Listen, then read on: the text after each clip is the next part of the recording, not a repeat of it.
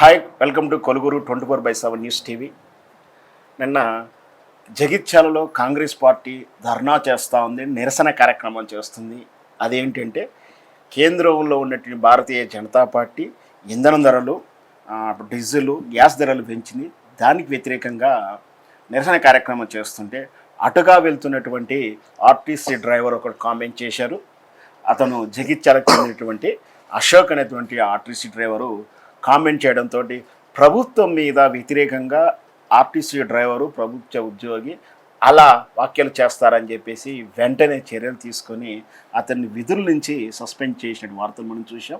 వీటి గురించి మనతో ఉన్నటువంటి సీనియర్ జర్నలిస్ట్ మధుసూదన్ రావు గారు ఉన్నారు. ఆయన అడిగి మరిన్ని వివరాలు తెలుసుకునే ప్రయత్నం చేద్దాం.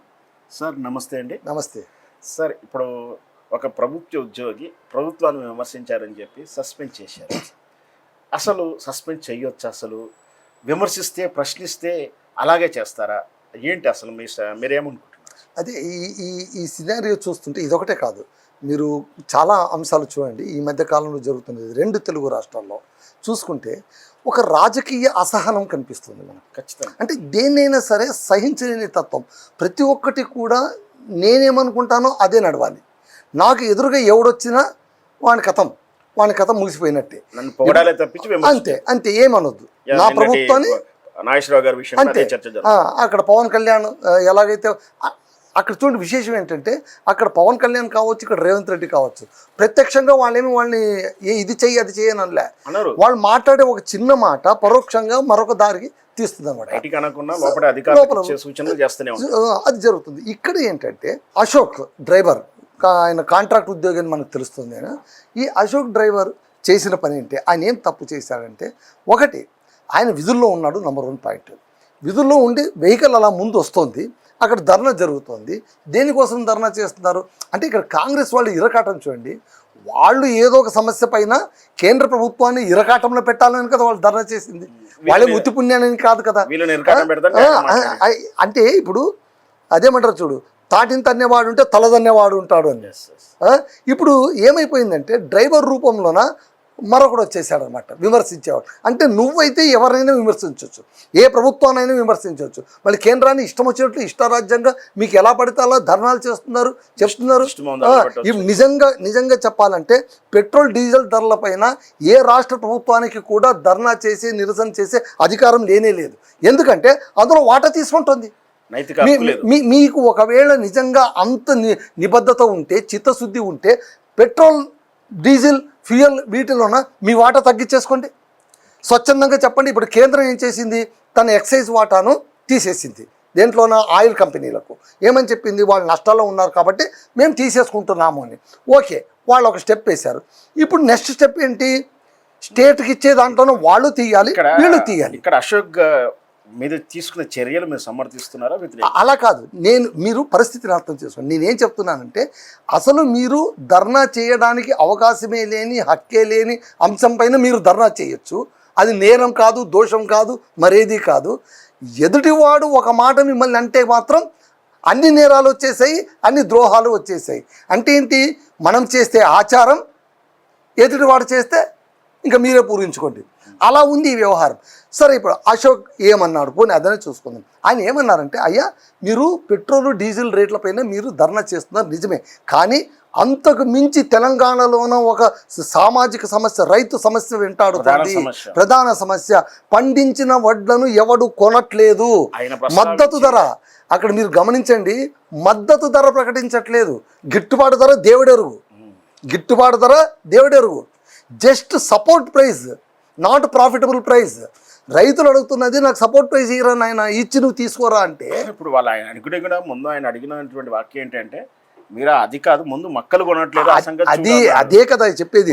మీరు వడ్లు మక్కలు కొనాలని ధర్నా చేయండి. ఆయన కరెక్ట్గానే అన్నారు. మీరు కాంగ్రెస్ వాళ్ళు కదా, మీరు ఇంత ధర్నా చేస్తున్నారు కదా, మళ్ళీ మీరు సమస్యల పైన ధర్నా చేస్తున్నారు, మరి ఇది సమస్య కదా, దీనిపైన ధర్నా చేయండి. అశోక్ గారు ఇచ్చినటువంటి క్లారిఫికేషన్ ఏంటంటే, నేను అక్కడ ఉన్నటువంటి మంత్రినో ఎమ్మెల్యేనో అడగలేదు, నాకు ఎదురుగా కనిపించింది మా ఊరు అతను కనిపించాడు. అరే బాబు మీరు ఇది ప్రశ్న అడుగుతున్నారు, ఇది కాదు మనం చేయాల్సింది మక్కల గురించి అని అది వేరే మాట. నేను అన్నానని సమర్థించుకున్నాను. ఆయన ఎలా సమర్థించుకున్నా కూడా ఆ సందర్భంలో ఆయన అన్న మాట అయితే ఖచ్చితంగా ఎవరికి తగలాలో వాళ్ళకి తగిలింది, ఎంత తగలాలో అంతే తగిలింది. సో దాంతో వాళ్ళు ఏం చేశారు, కోపం వచ్చేసి ఉంటుంది. ఎందుకు ప్రభుత్వానికి కోపం వస్తుంది? నువ్వు ఎందుకంటే మీరు చాలా జాగ్రత్తగా గమనించండి. ఓకే, అశోక్ అన్నానని మీరు యాక్షన్ తీసుకున్నారు, మళ్ళీ కోమటిరెడ్డి రాజగోపాల్ రెడ్డి పైన మీరు ఏం యాక్షన్ తీసుకుంటారు? ఆయన నేరుగా ఒప్పుకున్నాడు, ఇంకోటి మీరు మీ ఒడ్లు కొనట్లేదు నాకు తెలుస్తోంది, మమ్మల్ని క్షమించండి అని కాంగ్రెస్ పార్టీలో ఉన్నటువంటి ఒక ఎమ్మెల్యే స్వయానా అన్నప్పుడు మళ్ళీ ఆయన పైన మీరు యాక్షన్ తీసుకోండి. మేము కూడా అడిగేది ఏంటంటే మా అదే కోమటిరెడ్డి గారు కూడా ప్రభుత్వ సిబ్బందిగానే భావించాలి. ఎందుకు జీతం తీసుకుంటున్నాడు, పెన్షన్ పోని మీరు సిబ్బంది వద్దులేండి సార్, ఆయన సిబ్బంది కాదు, ఆయన రాజకీయ నాయకుడు, అంతకంటే ఎక్కువ కదా. సిబ్బంది అనేది చిన్న స్థాయి ఉద్యోగి, ఆయన అది కాదు కదా, ప్రభుత్వాన్ని నడిపే వ్యక్తి కదా. వీడు ప్రభుత్వంలో ఒక ఏదో చిన్న చిటు ఒక నట్టో బోల్టో అంతే. ఆయన మీద చర్యలు తీసుకున్నాడు రేవంత్ రెడ్డి ప్రభుత్వం. అంటే ఏంటి, నాకు శక్తి అయితే నేను బండరాయి విసురుతా, నాకు శక్తి లేని చోట నేను గమ్మును కూర్చుంటా. ఇదే కదా మీ తప్ప. ఇంకొకటంటే ఇదే సూత్రం ప్రకారం అశోక్ గారు డ్రైవర్గా అవుట్ సోర్స్ అంటే కాంట్రాక్ట్ ఉద్యోగం కాదు, రెంట్కు తీసుకుని వచ్చే వాహనం, రెంట్ వాహనాలు నడుస్తాయి, ప్రైవేట్ వాహనం అన్నట్టుగా భావించాలి. అది దానికి ఆర్టీసీకి రెంట్కు పెడతారు, అక్కడ ఎంప్లాయీ కాబట్టి ఆయన మీద చర్యలు తీసుకోవడం చాలా హాస్యాస్పదంగా ఉంది. ఆధారబాధలో కూడా ఆటోమేటిక్ గా వాళ్ళు సస్పెండ్ లెటర్ ఇవ్వడం విచిత్రంగా ఉంది. అంటే వాళ్ళ సిబ్బంది ప్రభుత్వ సిబ్బందే కాదు కానీ ఆయన మీద చర్యలు తీసుకుంటారు. అలా కాదు, ఇక్కడ మీరు గమనించాల్సింది ఏంటంటే పైదాకా వ్యవహారం పోకముందే ఇక్కడ ఎవడికి వాడు క్రెడిట్ కొట్టేయాలి, మార్కులు కొట్టేయాలి. అంటే ఏంటి, రేవంత్ రెడ్డి దాకా లేదా పొన్నం ప్రభాకర్ దగ్గర మంత్రి దాకా ఈ వ్యవహారం వెళ్ళకముందే తను ఏం చేసేయాలి, కింద ఉండే వాళ్ళు సస్పెండ్ చేసేయాలి. సో ఆర్ఎం రిమూవల్ లెటర్ ఇచ్చారు. రిమూవల్ లెటర్ ఇస్తే పోని, నువ్వు రిమూవల్ లెటర్ ఇచ్చా, పైగా ఏంటి 5 డిపోల్లోనూ పని చేయడానికి వీల్లేదని ఆర్డర్ ఇవ్వడం ఏంటి? అంటే నేను అన్నం పెట్టను, ఇంకెవడో అన్నం పెట్టు. అయితే మీరు ఇదే రకమైన చర్య తీసుకోవాలి, ఇదే చట్టాన్ని అప్లై చేయాలంటే రేవంత్ రెడ్డి గారి మీద కూడా చర్య తీసుకోవాల్సి ఉంటుంది. మీరు వీటి గురించి వివరణ చెప్పండి.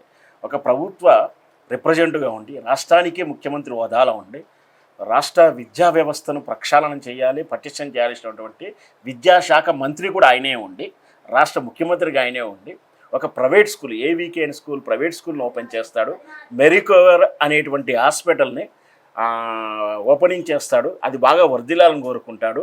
ఇంకా అపోలో హాస్పిటల్ లాంటివి ఇంకా 100, 120 పెరగాలి అంటాడు. అంటే ఎవరన్నా హాస్పిటల్ పెరగాలని కోరుకుంటారండి?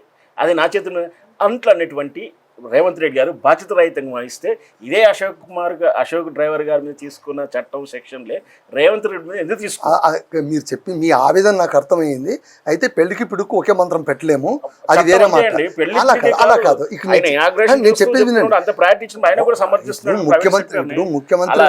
ముఖ్యమంత్రి అన్న తర్వాత ఏదైనా ఒక దానికి ఇనాగరాలకు వెళ్ళినంత మాత్రాన దానికి మళ్ళీ హాస్పిటల్స్ ఎక్కువ వర్ధిల్లాలని కాదండి. ఇప్పుడు అలా కాదు, ఒక బ్రాంచ్ 30 బ్రాంచులు 70 బ్రాంచులు కాస్త 100 బ్రాంచులు కావాలి, మీ వ్యాపారం బాగా అభివృద్ధి చెందాలనుకుంటున్నారు. ఓకే,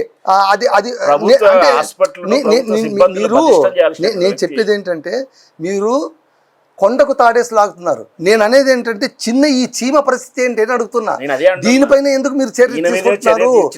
పైగా ఇదంతా ఒక పార్ట్ అయితే మీకు అనదర్ సైడ్ చెప్తాను. కాయిన్ అదర్ సైడ్ ఏంటంటే కాంగ్రెస్ పార్టీ తెలుసో తెలియకుందో ప్రతిపక్ష బీఆర్ఎస్ పార్టీకి లడ్డులాగా అవకాశాలు ఇచ్చేస్తుంది, లడ్డులాగా. ఇప్పుడు చూడండి, ఇప్పుడు భగీరథ్ కేసుకు సంబంధించి తానే మొత్తం అంతా జాప్యం చేసి నీరు గార్చేలా చేసి అవతల కేటీఆర్ కావచ్చు, లేకుంటే బీఆర్ఎస్ పార్టీ వాళ్ళు కావచ్చు, అందరూ కూడా ఉవ్వెత్తుని లేచిపడేలాగా చేశారు.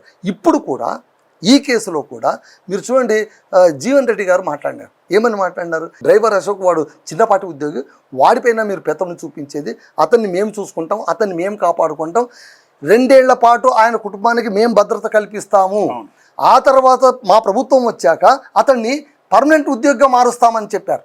అంటే కాంగ్రెస్ ఏం చేసిందయ్యా అంటే తాను ఏదో చేయడానికి పోతే అదేదో అయిపోతుంది. పైగా అడ్లూరి లక్ష్మణ్ ఏమంటున్నారు, అసలు మేము అట్లా అనలేదే అన్నారు. ఆ తర్వాత పొన్నం ప్రభాకర్ ఏమన్నారు, అలా అనలేదండి. ఆ రిమూవ్ లెటర్ ఎందుకు వచ్చిందో ఏమో మేము సస్పెండ్ చేయలేదు. ఆర్డర్ కాపీ తీసి చివరికి ఇప్పుడు ఏమైపోయింది తెలుసిన, వాళ్ళు చేసిన పాపానికి వాళ్ళు ఎట్లా కడుక్కున్నా కూడా అది కుదరట్లేదు. ఏంటి చెప్పండి, చివరికి ఆ డిపో మేనేజర్ని బదిలీ చేయాల్సిన పరిస్థితి వచ్చింది. అది అంటే తెలుసో తెలియకుండా ఎవడో ఏ తప్పు చేస్తే గట్టిగా ఆరిస్తే చర్యలు ఉంటాయి, కానీ ఏమీ మాట్లాడకపోతే ఎవడు పట్టించుకోడు. సో తెలంగాణ నేను అనేది ఏంటంటే ప్రతి ఒక్క సమస్యకు కూడా ఇప్పుడు సరే, ఇప్పుడు అశోక్ ఏదో బహిరంగంగా అన్నాడు, బీఆర్ఎస్ పార్టీ వాళ్ళు వెంటనే వచ్చి పడిపోయారు కాబట్టి కాంగ్రెస్ వెంటనే మేల్కొని ఏదో తక్షణ నష్ట నివారణ చర్య కింద ఏదో చేయడానికి ప్రయత్నిస్తుంది, కింద మీద పడుతుంది. కానీ ప్రతి విషయంలో అలా జరగదు కదా. మళ్ళీ బాధపడే వాళ్ళు బాధపడుతూనే ఉంటారు కదా, దెబ్బతినే వాళ్ళు దెబ్బతింటున్నారు కదా. మళ్ళీ మీ పరిపాలన ఎక్కడ పోయింది, మీ గవర్నెన్స్ ఎక్కడ పోయింది? మళ్ళీ ఇదేనా మీ పరిపాలన? ఇలా కాదు కదా మీరు చేయాల్సింది. ఇది సామాజిక కార్యకర్తలు కానీ ఎవరైనా కానీ మనం ప్రశ్నించాల్సింది ఏంటంటే, ఎవరో ఒక పెద్ద మనుషులు వస్తే తప్ప ఏ సమస్య పరిష్కారం కాని పరిస్థితిలో ఉంటే సామాన్యులు బతికి బట్ట కట్టే పరిస్థితి ఉందా? లేదని చెప్పొచ్చు. అది సో అదేండి. సో అశోక్ డ్రైవర్ అశోక్ ఉదంతం మనకు చెప్పేది ఏంటంటే, ఏ సామాన్యుడికి ఏ నష్టం జరిగినా కూడా వెనక బీఆర్ఎస్ పార్టీ ప్రతిపక్ష పార్టీ రావాలి, లేదు అంటే కనుక దానికి పరిష్కారం చెయ్యరు వీళ్ళు అనే ఒక దురవస్థకు నెట్టబడ్డారు వాళ్ళు. అధికార పార్టీ ఉండడం అనేటువంటిది నిజంగా బాధాకరమైన విషయం. చూద్దాం ముందు ఏమవుతుందో అనేది. Right sir, thank you sir. Okay.